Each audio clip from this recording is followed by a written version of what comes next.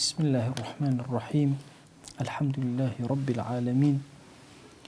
والصلاة والسلام على خير خلق الله محمد وعلى آله وأصحابه الكرام وتابعيهم بإحسان إلى يوم الدين. ربنا أرنا الحق حقا وارزقنا اتباعه، وأرنا الباطل باطلا وارزقنا اجتنابه. ربنا آتنا في الدنيا حسنة وفي الآخرة حسنة وقنا عذاب النار. موساني برز أم بشر لكتابي مداواة النفوس زوزو قرنجا هر كتابك بمناوش ناو نراوة مداواة النفوس وتهذيب الأخلاق. أم بشر ابن حزم رحمة خويلي بلا ناوي لنا فصل في مداواة أدواء الأخلاق الفاسدة. شار السري أو درداناك أخلاقي فاسد لإنسانات شو نكر كومل الروشتي زور خراب هي لإنسانات شون علاجك لين شون شار السري كلين رحمتي خويلي بي ليرة باسيانك إنسان بيننا بيش شاي وخوتان الريك دوبش هموتان داستاني سيدنا أيوب تان بيستو ملا داستاني سيدنا أيوب توشي چیه چه زحمتی و چه نخوشی و چه لقروش شاكيرو. حتى لهندي الروايات أفرمي لا شيء رزي أو أندا ابتلاي سيدنا أيوب بشيو بنخوشيو زور زحمتي باش بير كانوا بلام دلي شون بدل چند ساغ بو دلي ساغ لا شيء رزيو أو نخوش. موسى سعيد نورسي فرمي مرك عكسي أيوبي لا شمان ساغ ضل ما نخوش. هو إنسان ضل نخوش نبي كيش نبي كضل نخوش أبي كيش أبي بويا زور أبي أجمع لم دردان أبي يكب يكا ورد ما ملايا لقل أبكين بزاين شون لقل أم دردانا ما ملايا يكيق لدرد زور ديارة كان كعلاجي شي زور آسانة بريتي لا عجب يعني خوبشت زانين لكردية بعجب ألان شي من قرائي باشا كسكا خوي لخوي وخوي لي أبا بشت لي أبا تبياوي كي عجايب وكسي كي قوروها عجب دادي زور خراب. أما وقتي خوي بابتك منوسيبو صحوي إسلامي توشي أمبو بيمان وابو خلق هموي خلقي جهنم وإم أهلي بهشت أهما مالا ما نكر كما مالكي زور ناتندروس زور غلط بوي أبي أما زور هشيرانا ما مالكين لقال نخوشي عجبة يكمن نخوشي كابن حزم باس يكا عجبة خوت بي بشتكي مهم بيتا بيشا وبيدوا بيتو عالم تريني وتو فقيه تريني وتو عاقل تريني أما لسرتها جنجتيا بتابتي حالتك كطالب علم توزع علم ورقري أما يبقى دروسه خوي زور فيه مهمة بيواي خلق قدري نازان هو يتبيش على عالمك نجد إلا من تيبقى زان كان مهمة. رحمتي خويلي ابن حزم أفرمي العاقل من ميز عيوب نفسه فغالبه. عاقل شيء أو كسي عيبكاني خوي جاكاتو عيبي نفسي خوي برنداري كاني ناخو نخوش كاني ناخي أزاني ومحاولك ظالبي بسريانا. أفرمي من امتحن بالعجب فليفكر في عيوبه. هاركسي أقر خوا امتحاني كرد امتحان كراب عجب وخوي لي قورا بسيري عيبكاني خويك إثل عيبكانا ودرك أم كسبائتش. فإن أعجب بفضائله فليفتش فيه من الأخلاق الدنية. بشي عجبت بيا أبي مثلا سيرك هر إنسانك بشتي عجب أخوي بياك كسيوها على من زور جوانم كسيوها على من سلطانم زور كسيوها على مالم زور كسيوها على عاقلم كسيوها على علم زور عليك بيدواب وتو كسي زور فاضلي وزور أخلاقي برزتي على دواتو سيري أخلاقها بيسكاني شبكه. فإن خفيت عليه عيوبه جملة حتى يظن أنه لا عيب فيه أقر عيب كان لا يخش شراو وهرشي سيرك عيب خوي نبيني حتى بيواب يك عيب تانية دەی با بزانێ فەلیعلم ئەنەها مصیبەة الأبد ئەوە ئیتر مصیبەتی گەورە تووشی بووە کە خۆی وا ببینێ نەزیهە و پاکەوەوان بڕواکەن ئەمەیشە کە لەو دەردانە زۆر کوشندە یان ئێستا ئەوە دیقەت بدەن بە عادەتی ئەو گەنج و شەبابووینەی کە دینداریەک وەرەگرن یەکەمین شتێک چی ئەکەن فڵان کەس خراپە فڵان کەس تەواو نییە فڵان کەس ئیمانی کزە فڵان کەس نازانم چی فڵان یەکێکیان ئەوە سەرێکی خۆی ناکارێت تۆ چی من جارێک گەنجێک هات و وتی ماڵ سەعودەوە تۆ بۆ کافری زۆر پرسیارەکەم زۆر پێخۆش بوو چونکە سەریح بوو پیا و منافق نەبوو ئەوەنەم پێخۆش بوو وتم وەڵڵی ئافرم کوڕم وتم دەوەرە بەدانیش ئەمە کوڕی من نوێژی بەیانی ئەەکەی وەڵڵی ماسە جارجار ئەیکەم برا بە جەماعەتێکی وتی وەڵڵی وازم دوو جار سێ جار لە ساڵێک ئەگەر بتوە دەی تۆ زانانی ئەگەر پێ حەدیث بێت تۆ منافقی ڕۆڵە ئەگەر ئەبە زاهیری تۆ سێرکەم ئێستا تۆ منافق چکە نوێژی بەیانی ناکەی باشە نێوان کوفر و ئیمان چییە؟ چی یانی لە لای تۆ لە نەزەر هی توێن نێوان کوفر و ئیمان چی؟ باشە چەند دانە لە نوێژەکانە لە عومر تا ڕۆشتووە چەندێکیانە قەزا کردوتەوە چەندێکیان گێڕاوە چەندێکیان محاسبەی نەفسی خۆت کرد ئەزانی ئینسان یەکەمین شتێک کە تووشی ئەوە بێت زۆر خەتەرە کە عیبەکانی خۆی نەبینە و پەلاماری خەڵک بدە جاری وایە ئینسان دائیمە ئەو کەسانەی کە بە ئەشخاصەوە ئەنیشنەوە لە ئەشخاصەکان بچووکترن من ئێستا لە کۆمەڵگا ئەبینن ئاتیادی کەسی وا هەیە ئەڵێ ئیمامی شافعی چییە ئەوە زۆر بچووکە حتا پەل بۆ گەورەتر بوو کتێ خۆی بچووکتر ئەوە قاعیدەیەتی چونکە دائیمە ئەو کەسانی کە بچووکن خۆیان هەڵئەواسن بە کەسی گەورە لە کەسی گەورە ئەدەن بۆی ناوێ پێیاکە تۆ کی ینی خوایەک بە عەزەمەتی خۆی مەسەلەن مرۆڤێکی ناو هێشت بێتەوە لەسەر زەویە تا ئەم زەمانە وە قووەت و هێزی هێشت بێت و ئەتباعی بۆ هێشت بێتەوە و هەمووشیان لەسەر خەیر و خواناسی و تاعەت و عەبدای نەک لەسەر زەلالەت چونکە هەشە جاری وایە لەسەر زەڵات شەیتانە تا ئاخری زەمان لەسەر زەڵات خەڵکی هەیە ئەنبیا و ئەولیا و صالحین و ئەمانە عولەمای گەورە گەورە لەسەر خواناسی هەیەن تۆ سێری ئەم کەسە ئەەکەی مەسەلەن خوای گەورە هێشتوێتەوە تۆ خۆتی لێ ئەدەی بۆیە دائیمە متابعە بکەن لەکوێ کە کەسێک ئیلا ئەو خەلەلەی تێ تووشی عوجب بۆ بخۆی پێی وایە مەسەلەن خەڵک لە مستەوای ئەمان نییە خەڵک لێی تیان هیچیش نازان جارێ پێ ئەڵێ دەوەرها ئەو عیبارەتێکم بۆ بخوێن یەک عیبارەتە دێڕێکم بەڕێکیەوە بخوێنەوە قەینان پێی ناخوێنێت بەڵام ئامادەیە زمانی درێژکە بۆ هەرچی ئەولیا و عولەما و پیاوانی گەورەیە بۆیە زۆر هوشیارانە مامەڵەکەن ئەگەر تووشی ئەم دائەهاتی چکە هەمومان معەڕەزین بۆ ئەمە حەقی نییە بەسەرەوەی گەورە بچووک مەلایەکی زۆر تووشە بێت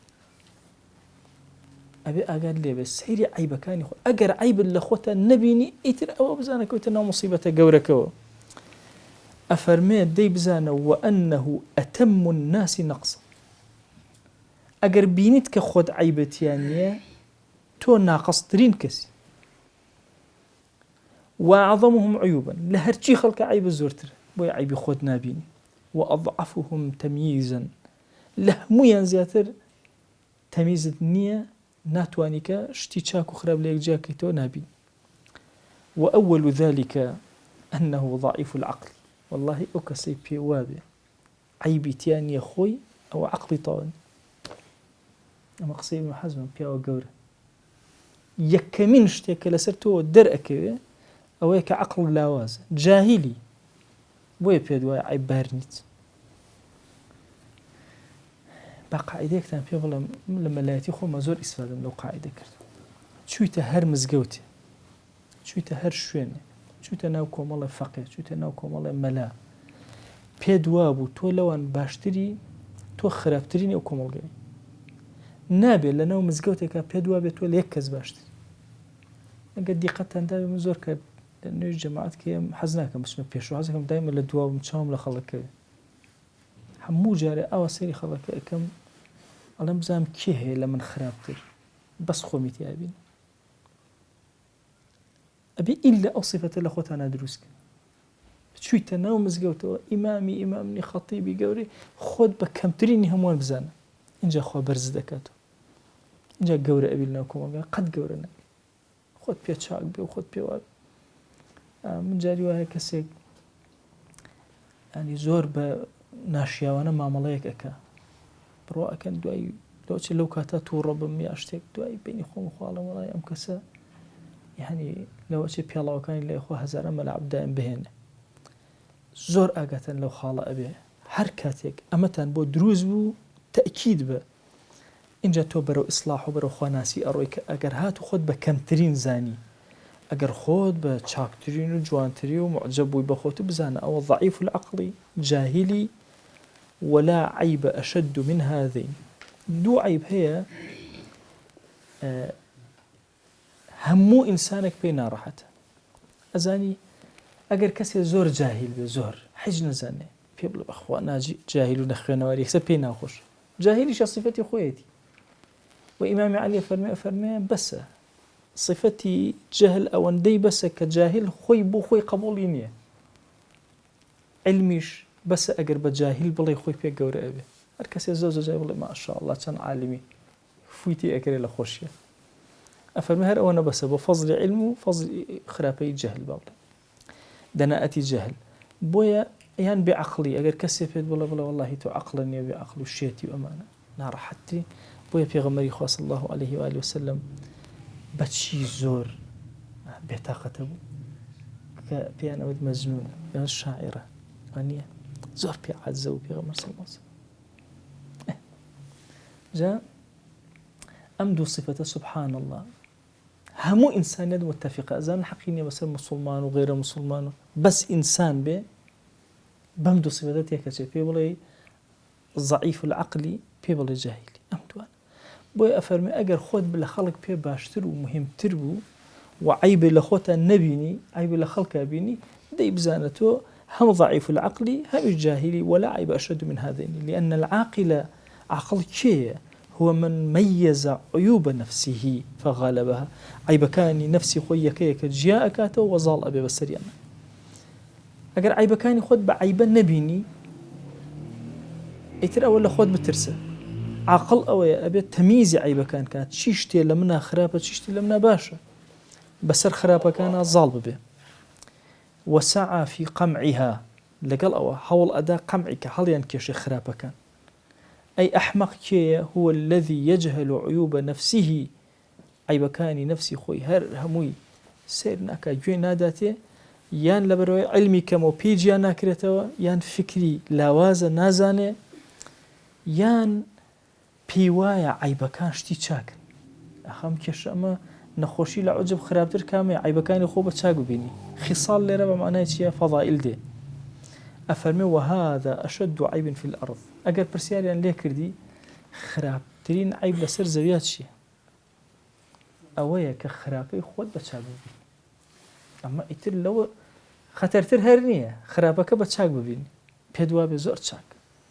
أهو مشكلة ترين إتر أو علاج نابي بوي أفرمي وهذا أشد عيب في الأرض أو برسيارك ككامية أو يقدر أن عيوبه خصال فضائل بيوايا خرابكاني كردوا بيسكاني كالأخويا هي بيوايا أما فضائل قوري وخصالي قوري زور باش كابو استئما زاني من نخوشيك هي بناوي عجب أبي بقرين بخومانا بران یەکەیەکە تەفتیشی خۆمانەکەیم زای ئەمان تایە وا نەزانن لە هەنێ شوێنە جاری وای هەتە لە هەنێ شوێنە نیت شەیطان زۆر زاڵمە بەرامبەرمان إن الشيطان لكم عدو فاتخذوه عدوا جاری وا هەیە لە شوێنێکە تۆ عجبت نییە لە شوێنە ترا هەتە ئەمڕۆ نمونەی مەلا محەممەد و مەلاداران گێڕایەوە مەلا محەممەد و مەلادارە دوو یەکەمین فەقێ منن کە دەستیان کرد بە خوێندن ئەو کاتە هەڵەبجە بزوتنەوەی تیان نەما بوو یەکێتی هاتبوو فەقێ نەما بوو وەزعێک بوو لەو شارە زەمانەوە هاو شەڕی براکوژی و ئەمانە بوو هەر کەس نە ئێوە سەر دەربێنێ کەس ئێوە دەرسێ بڵێتەوە هیچ نەفەقیەوەی نەجامانە نە کڵاوێک نە ڕیژ نە هەی شار هێواش و خامۆش منش ئەو دوو فەقێمە بوون ئەموو کاکە ڕۆڵە جا کڵاوێ بکەنە سەرتان و خۆتان دەرخەن و خەڵک بزانێت لە شارەکە فەقێ هەیە مەلا محەممەد ئەو کاکە یەکەم جار کڵاومان کردە سەرمان ئەو چووی ناو مزگەوتەوە مەزای هەموو عالەم سەیری ئێمەکە دەستمانەوە لێک لوتمان بەرز کردبووە ئەی وەچوونە نوێژمانە کرد پێم وا بوو هەموو خەڵک سیرمانەکە دوای سێمە کە سەیری ئەمە ناکە خەڵکەوە غافڵە ئاگای لە خۆی نییە ئاگای لە ناو نوێژەکەی خۆی نیە ئاگای لە تۆ بێ دوای وردەوە دوای لە هات ئاسایی جامان و کڵاوکەمانە کردە سەرمانەوە تەسەورەکەن فەقێ جاری وا هەیە کە جامانە کات سەری وا ئازانی هەموو عالەم سەیری کوڕ خەڵک ئاگای لە خۆی نەسەری خۆی ناکە ئێستا تۆ سەیری تۆ بکە لەبەرەوە تەنها ئەوەندەی ئەڵێ دیاردە ئیسلامیەکە بمێنێ خەڵک هەیبەتی فەقێ و جوانی فەقێوانە لەناو کۆمەڵگا و شار و ئەوانە بمێنێ چکە فەقێ تووڕاز ئەپارێزێ فەقێ زۆر ئیشی گەورەکە بۆ ئومەت لە ئایندا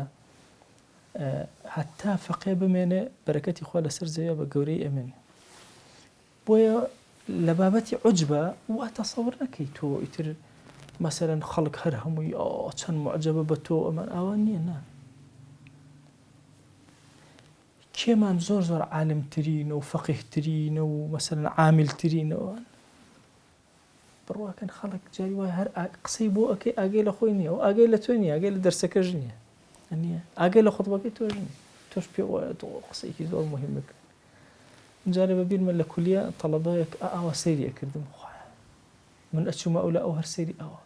ئەچوومە ئەو وتم بە قورئانەوە باشە بۆ بە سەیری ئەویاک ئاوام کرد ئاوا بە پێش چاویە هیچ ئاگەی لە دەستم نەبوو تەسەوەر کە ئەوەش سەیسێسی خۆگەر لەو شوێنەی خۆ وەسمە ماشەڵڵا و تەلەبێت چۆن سێرمەکە چەند معجەبە بە قسەکە کورا ئاگەی لە خۆی نەبوو باشە سەیری منی نەکردن ئەزەم دڵی لەکوێ بوو جا تەسەورکەن ئینسان عوجب قەت نەیگرێ پێی وابێ مەسەلەن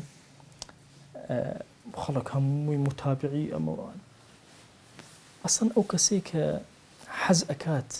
متابعی زۆر بێت و ئەمە ئیشەکە ئەگەر بۆ ئەو ئاراستەیە بکە هیچ نییە ئەبێ لە ئیمانی خۆشی بترسی ئەو کات چ جای نیەتی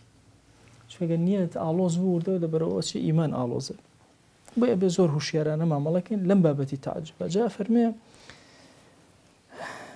ئەڵە جۆرێکی تر تەعەجوب هەیە زۆر خەتەرە هەیە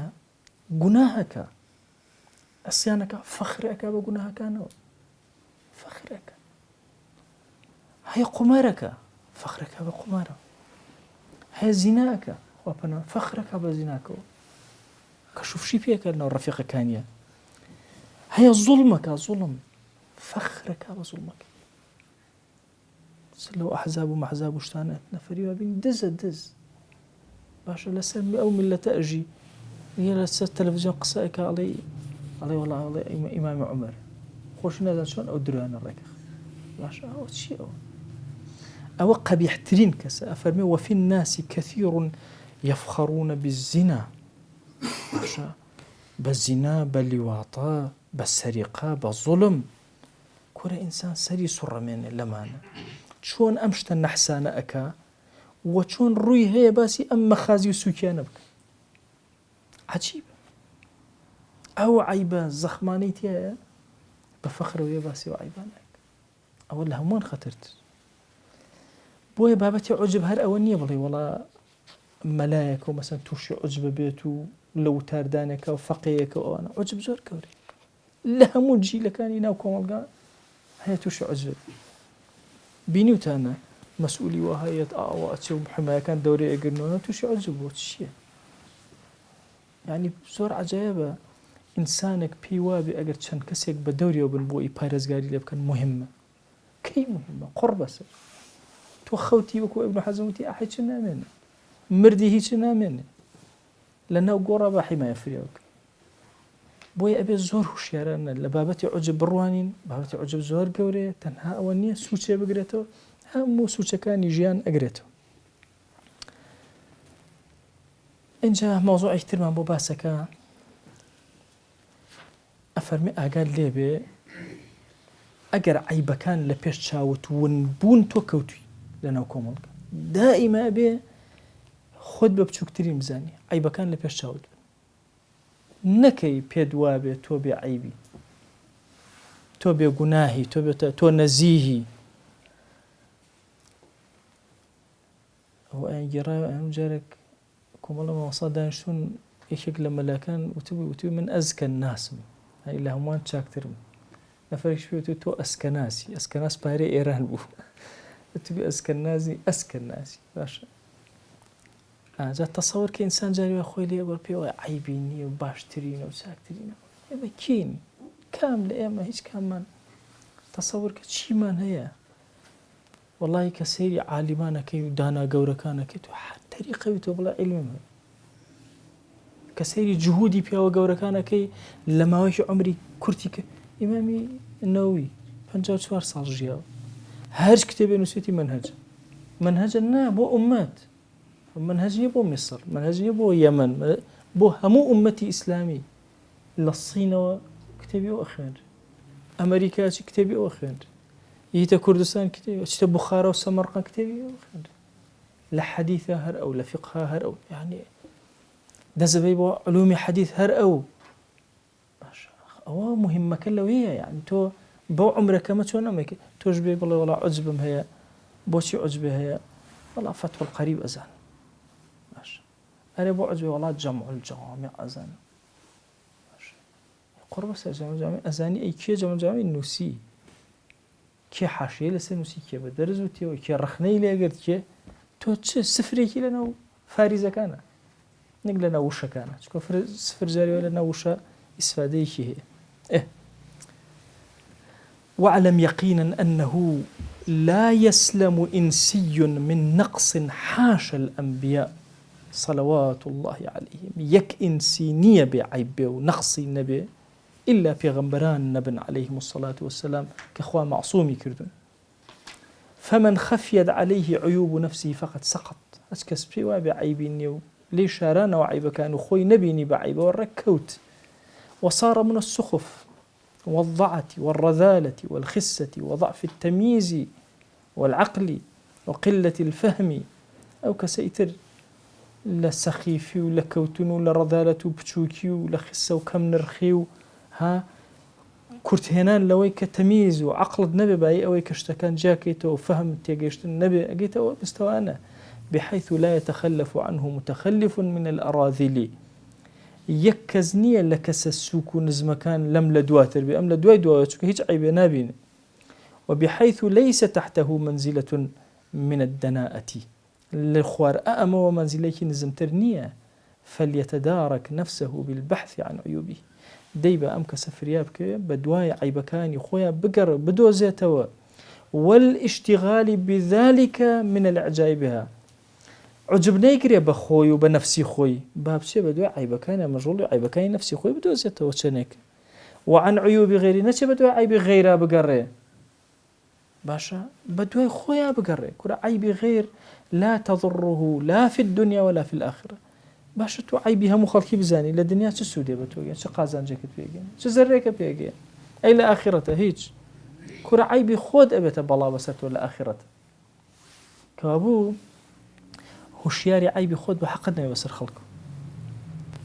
بابتي حقبون بسر خلقه تصور كان يسا كومالقات شي لهاتو يسا بياني اعتيادي اگر بلين هو فلانا مثلا ما وصاني او انا باري دزي يا مسلم ملايك او انده باري دزي مثلا مليار يكي دزي حمو عالم شباب زانم كي دو كي شتو باش يكسر باب زنها إنسان شيء أيوة أزاني بالضبط أما شون يتبيشوا إنسان لنا وشين يكي زور ترسناك هذا خواتي الراكا برواك إنسان أو هاي سيري خويك لخوي أترسي أولا ترسناك خوي أيوة الراكا لخوي بلا ماري غير ده هكاري أمراك نتشتو دس أبي بو خلقو قصد أسا خلقك كيتو هكاري أما لخوت أترسي ناوێری سێری خۆت کەی ذاتی خۆت نابینی بۆی ئەبێ زۆر ئاگامە لەم خاڵە بێ کە خەریکی عیبی خۆمان بین تاوەکو عجبمان نەمێنێ چونکە عجب یەک عیلاجیە عیبی خۆتە بینی قەت عجب نادگرێ عیبی خۆتت نەبینی عجبت کرد ئەمە هینەکەیتی خۆ سەرە لە خۆ سوڕەمێنێ دوو وشە هەیە با بۆتان ڕێککەمەوە نابێ بڵێ من معجبم مەلا درود ولا أسعد كسر الاشتيك صرما نابلي من معجبي أو شتم باشا تو معجبي اشتكسر صر هنا ره ها اشتكى عجيب التأثير لتو تو معجبي ودائما كشتك تبيني والله معجب بكسايتي مثلا ما وصف فلان، معجب مثلا بحاجي فلان أو عند قرآن خينه، معجب بفلان كذا أو أنا صدقائك علي معجب أو معجبة تيجيشتن إسا شو أو اسم فاعلة واسم مفعول أو كات لو كلمة طبعا بعادتي إنسان كقسائك على والله من معجبي أوشتم غلطها والله من معجبي أوشتم إسا وتان لا واضحة شونا معجب ومعجب أو دو كلمة بجواني ليه كانوا أفرمي آية أجر توجه بقري لعيبي خلق مثلا سودي ورقري لما مثلا خرابة كاني خلق باس كي يا بود باس بكري لما جيسيك أمان يا بيخواني آية سودي أو وما أدري لسماع عيوب الناس خصلة حج خصلة سودي إلا يكشتني الاتعاظ بما يسمع المرء منها تنها أو أندي إنسان وعظ ورقري بوشتيك وبوشت خرابيك لقال خلق لناو خلقه بو اللي يدور كويته فيجتنبها ويسعى في إزالة ما فيه منها أجر أمش هاوي أنا أبيتابو لخويا داري كشه بحول الله تعالى وقوتي بحول قوتي خواه كوابو يكفى إذا هي لباس كردني عيبي خلق أيش أوية تو سيري كي خود كي توجو عيبيوتي إمام غزالي أفرمي إنسان يبدو عيبكاني خويا بقرة شون عيبكاني خود أدوزيتو وبرسياري أمامك ليه شون عيبكاني خوتان أدوزن يكم شد أفرمي إنسان عيبكاني كأدوزيت شو كإنسان خوي خوشه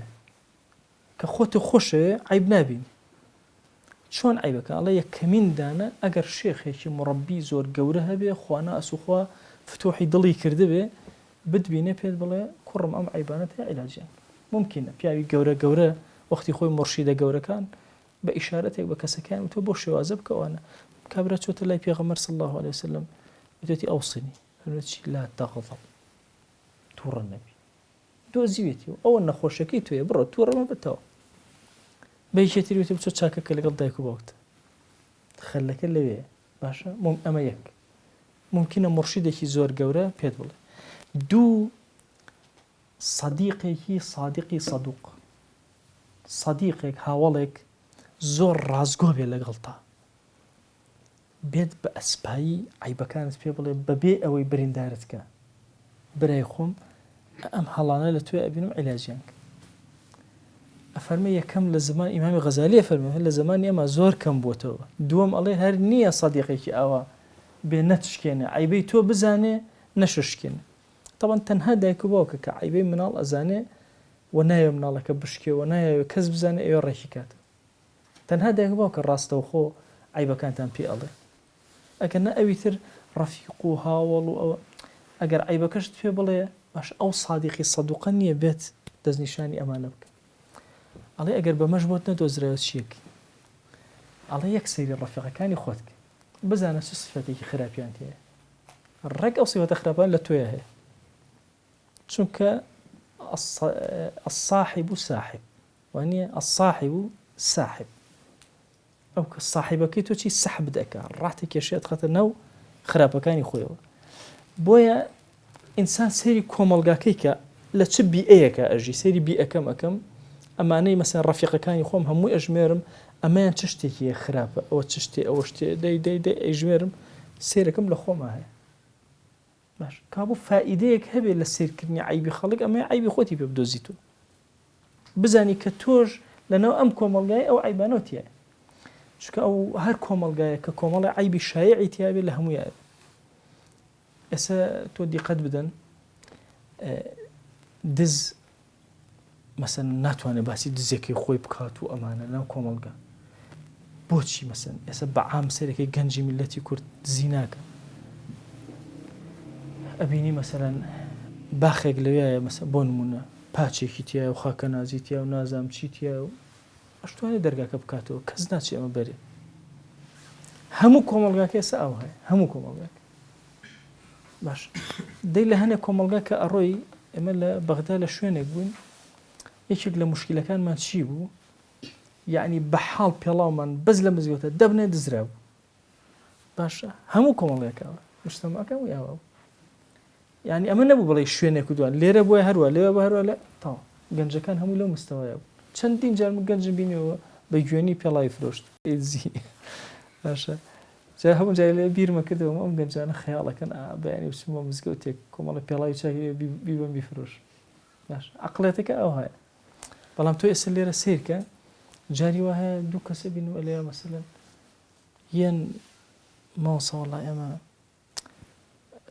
سێری سەرۆکەلیانەکەم هیچ لە دیندار ناچم وەڵام ماسە ئەم تۆزە پارەمە دوێ نازانین چی لێ بکەین گیرمان خواردە بەدەستیەوە نازانین هیچ شیە باشە بۆ چووک ئەو نەزاهەتە ها چۆن لەوێ نانەوە بەچی هێڕاوە یا سەمونەکان لێ دائەنێن هەر کەسی ئەچێ پارێکی خۆی دائەنێ و ئەیبات و کەس ناچێ بڵێ خوا فرزەتە کەسی لێ بڕێ سەمون بدزم ناچێ کەس ناچێ ئەزان طبعا ئەو عیبانە کە ئینتیشارەکەن لەناو کۆمەڵگا بەعام ئینتیشارەکەن کە ناژمێنێ بەعام نامێن دەنکە ئەبێیەکێ چێ سەمونێ بزیدانێ هەرەبێ بای ئەوە بەس کۆمەڵگاکە بە گشتی ئەو سیفەتەی تیانی کابوو سێری کۆمەڵگاکە سیر ڕەفیقەکانێکە لەوێ تۆ عیبەکانی خۆتە بۆ دەرەکە ئەو فائیدەیەکە لە فائیدەکانی بینینی عیبی خەڵک بەڵام ئاگاد لێبێ ئەمە النطق بعیوب الناس فعیب کەبیر باسکردنی عیبی خەڵکی بە زمان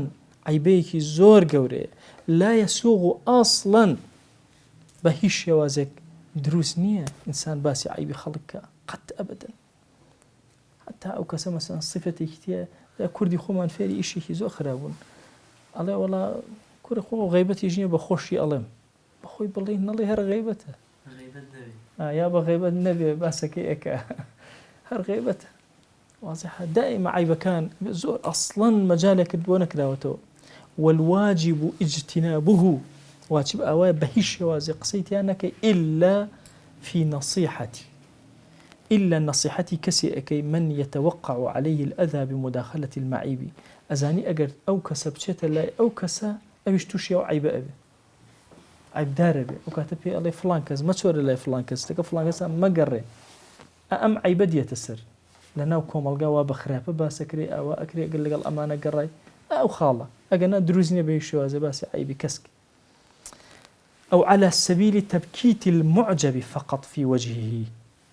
لا خلف ظهري يان ليك كاتي ترى أتواني كسا عيب دارك أتي بيدنكي عيبكي باسكي من أزانمتو أو أكي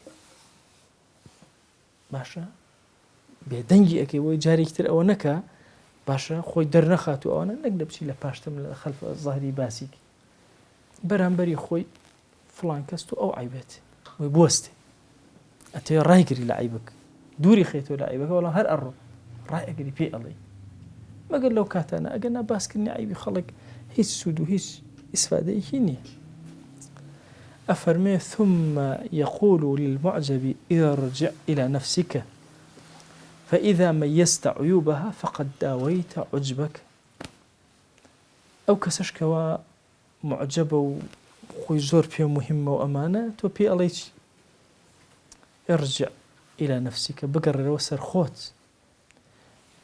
أجر هاتو أم كسجراي وسر خوي فإذا ميزت عيوبها أجر عيبكاني نفسي خوت هاكبو نفسك أجرت ونفس مؤنث دليل تانشي نفس مؤنث إن النفس لأمارة يعني شتيت الآية تتر ونفسي وما سواها ها أقسم بالنفس اللوامة أو أنا همو دين نسر شيء نفس شيء نفس مؤنثة شو كان صفة كان همو بشي ومؤنث والنفس إذا هوى لا قد أفلح من زكاها وقد خاب من دساها ها أنا همو دين نسر شيء زور باش جا سيركة أو بوي على وإذا ميزت عيوبها فقد داويت عجبك بس عيبكان جيا كيتو زاني كسك خوي عبارة دواء عجبك